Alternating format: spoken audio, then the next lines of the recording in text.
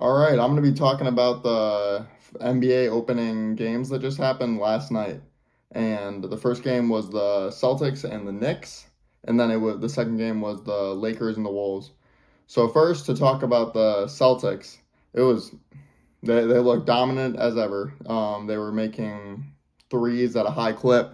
I think up until it was just a blowout pretty much the whole game. The Knicks even played good, like they or not like good, but they were, I think, believe they were shooting at like 55%, and like league average from three, and it just wasn't enough because the Celtics were just they were just. I feel like every single time it was just three after three after three. It just wouldn't stop. So what I have in my notes here with the Celtics is that they were also, I believe it was with like 10 minutes left in the fourth quarter. They were at 29 three pointers and made in the game at like a 58% clip, which is absurd. And the record for the NBA ever in history is 30. So they were one away from beating the record. And they proceeded to put in their bench because they were up by so many points. And then the bench ended up missing 13 threes in a row to um, 13 threes in a row to not beat the record because they missed 13 in a row. So that was funny. But overall, they played a great game. Jason Tatum looked amazing. He shot like, was it show over here? I can pull up the stats for Jason Tatum. Yeah, he had 37 points on almost 78% shooting from the field and 72% from three. That's like absurd on 30 minutes only. So and 10 assists as well to go along with it. So he played amazing. Didn't lose a step. Also, Jason Tatum and Jaylen Brown are kind of playing with a chip on their shoulder, which is a bit different than usually, because usually when teams come off their championship, sometimes they can not look as good because they're still like, oh, we're the champion, just kind of like not as locked in as you should be, which happens a lot. Like that happened with the Denver Nuggets. And this was not the case, especially because I believe it all has to stem with Team USA, with Jason Tatum being benched and getting DMPs, and then Jaylen Brown not even getting the call, and he was the Finals MVP. So it is what it is, and here they are playing a great game. The Knicks, what I have here is the Miles McBride looked amazing. They're really going to need him to play like he's played if they want to make it deep into the playoffs. I think he'll be a big piece for them. He had 22 points on 80% shooting. And just watching that, just the eye test, he looked like he was making tough shots, making open shots. He was just making the right plays. He seemed like he was ready to go and knew what he was doing. And another thing is, I think Cat, he just needs to be more aggressive. He he like shot pretty good percentages. What does it show up here? He shot, where is it? Yeah, he shot 55% from the field and 50% from three, but he only had 12 points in the game. And only having 12 points in the game, he just wasn't. And also another thing is it seemed like he would like grab the ball kind of like up by the elbow, or like kind of like just outside or just inside the 3 point line, and he would just kind of like, that's not really like where he should be. He should be like out in the three shooting threes, or just like posting up, get like, he's 7 feet tall, like you got to post up and like you got to want the ball. So I think he really just needs to be more aggressive. Jalen Brunson looked great. I just think it really just got out of hand with all those threes that they made. It was just insane. All right, on to the next game, the Timberwolves versus the Lakers. So for this game, it was JJ Redick's first time coaching, and 1 for 1. He got the win, and they just looked like they wanted it more than the Wolves. Like, I wasn't really expecting, okay, I'm a Wolves fan, so just biases aside, I was not expecting them to. I was expecting them to do well against the Lakers, but it really just does make sense why it's just they have two new players. It's a different team. They really did not look as good defensively. That's one thing I have to say. The spacing did not look as good. There were multiple plays where there were like players like clumped together, and it just like looked like the spacing was like compared to the Celtics game, how they were like they had five out, perfect spacing like the whole time. And looking at the Wolves, it was just the spacing was kind of cluttered and clunky. And then also there were players that were running like there were multiple times that I saw watching that there were like who was it? It was like it might have been like Anthony Edwards and Joe Ingles or something like they just like ran into each other when they were like moving off ball. And it didn't look great. I wasn't really a fan of Julius Randle's play.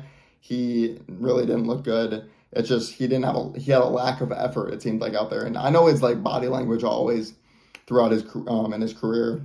And in New York, like people complain about like him like not looking like, oh, I don't want to be there. And like I hopefully that's not actually, hopefully he just like happens to have bad body language, but it just wasn't looking great. There was one specific play where someone was on the Lakers, someone was shooting at the free throw line, and then Julius, it was like their second free throw, and then the Lakers missed, and then Austin Reeves was able to get the rebound and then just put it back up, and the offensive rebound and put it back up, and Julius Randle just was like kind of just sitting there. He didn't even like he didn't box out.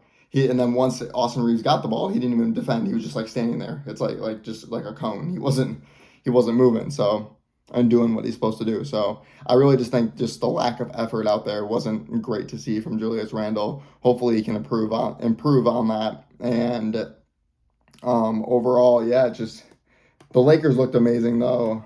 Having LeBron, it was like LeBron is LeBron. He looked fine.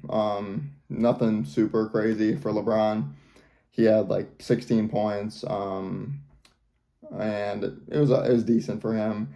He was actually a negative for the plus minus, but he also got he was out for a little bit because I looks like he's fine, but it would appear to be like an elbow or like an arm injury.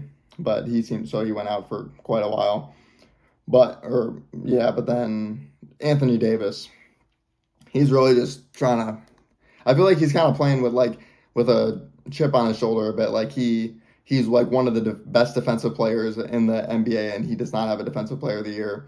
And I feel like he really wants that. And then playing offensively, there were so many times where Rudy Gobert, previous defensive player of the year, multiple times, he was guarding Anthony Davis, and it was good defense, but just better offense. There would be like a step back mid range where Anthony Davis would just pull up, hand in the face, and it just didn't matter. He made it. He looked incredible. Another thing is the Wolves started to get back into it with getting rebounds and offensive rebounds, but for the first half of the game, it was looking really rough. The Lakers were getting a bunch of offensive rebounds, and we just looked like the smaller team. I think a part of that is not having Cat now. We had the three big man lineup, or not. We wouldn't really put three big men in at once, but the three big men are not there anymore. It's just two of them, and then when it's just like Naz Reid out there, Naz Reid's like 6'9", and we just didn't look as big out there. And then Bronny James went out there. Obviously, I feel like he just needs to go to the G League and get reps in to get to his fullest potential. But it was really cool to see history. It was kind of cool. It was like almost both games had history, like with the Lakers game having Bron and Bronny play together, and then with the Celtics, if they would have made the most threes ever in a game, but they were one off. So yeah, and then what else do I have?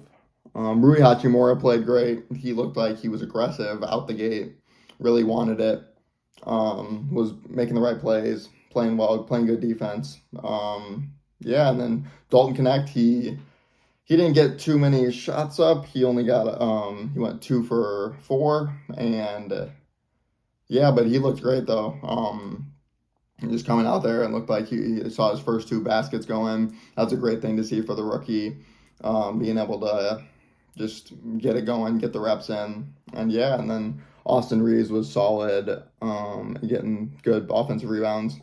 And overall, yeah, the Lakers, they came in and they got the W, and it's looking good for them. And then hopefully the Wolves can pick it back up. And I really think another big thing is the Timberwolves, they just need time to gel together.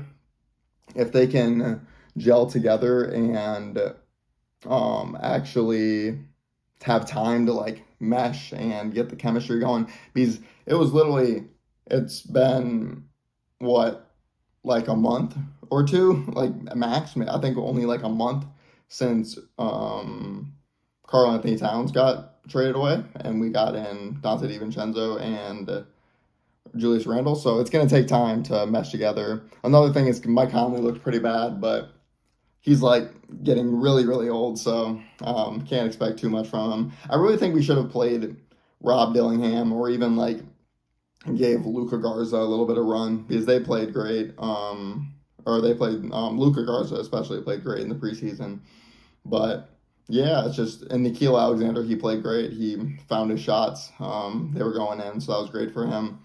And yeah, they just need more time to mesh, I'd say. So yeah, that's a recap. And the Celtics won blowout, and then the Timberwolves lost to the Lakers, and the Lakers won 110 to 103.